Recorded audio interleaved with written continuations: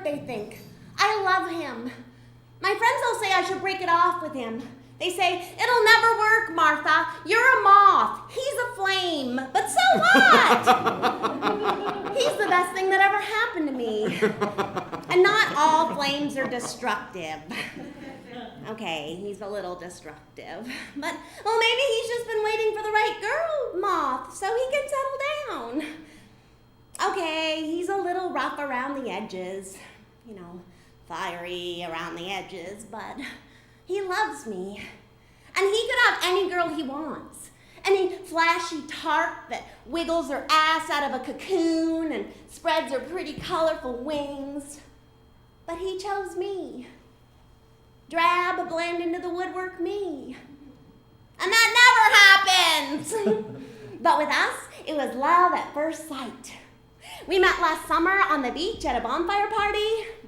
Well, he was at the party. I was on my way home from work, and I'd gotten lost. And just when I was thinking, hey, those buildings aren't far away. They're close by, or maybe they're over there. I wonder if I should turn around. I saw him.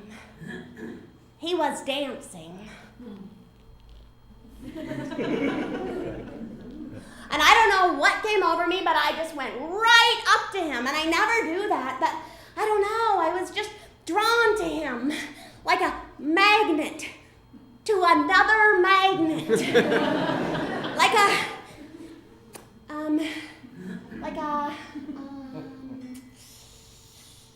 Well, like whatever is a thing that can't help but be drawn to another thing, that was me.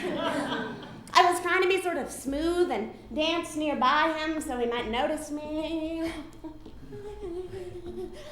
And of course I tripped and I bumped into him. Ouch! And before I had a chance to apologize and fly away, he looked right at me and said, "You're adorable."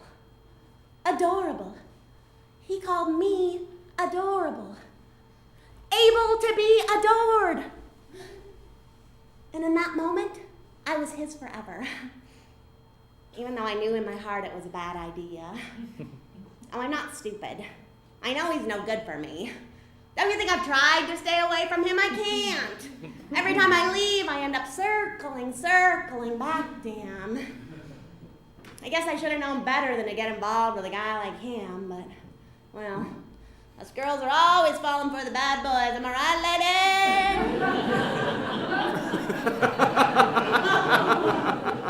My mom used to say, if you play with fire, you're gonna get burned. Of course, she was speaking figuratively. I can't take him to parties anymore, except barbecues. My friends have all stopped hanging around with us. He lost me my job and ruined my staff Christmas party when he drank too much creme de banane and flambéed himself, lighting my boss's toupee on fire in the process. But so what? I hated that stupid office job anyways. Now I work the graveyard shift at Denny's, which is better for me, really, since I'm nocturnal and everything.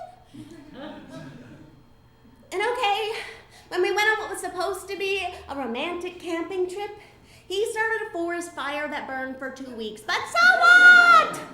BC has plenty of trees. I mean, it's like every time you turn around, there's another stupid tree standing there. If you ask me, we could do with a few less trees, especially cedar ones. Excuse me.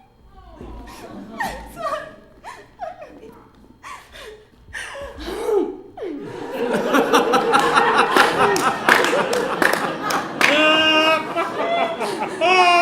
Oh, I'm sorry. When I'm upset, I eat.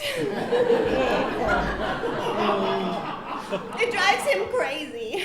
He's always like, why do you have to eat your feelings all the time? And I'm like, why do you have to light my drapes on fire all the time? And he's like, oh, you used to like it when I lit things on fire. And I'm like, well, yeah, in the beginning it was exciting, but now it's just sort of costly. And then he's like, oh my God, is that a cat? And I'm like, where? And he's like, ha ha. And I'm like, that's not funny. You know my sister was eaten by a cat. And where were you last night anyways? I called you like 1 billion times. And he's like, my phone was off. And I'm like, oh, well, that explains it then.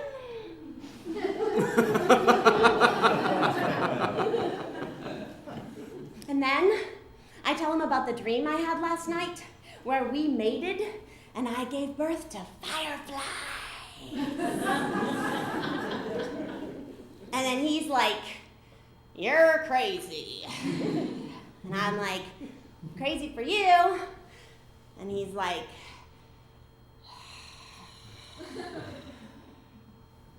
you're adorable. Come here. And I know I shouldn't, but I just can't stay away from him. I love him.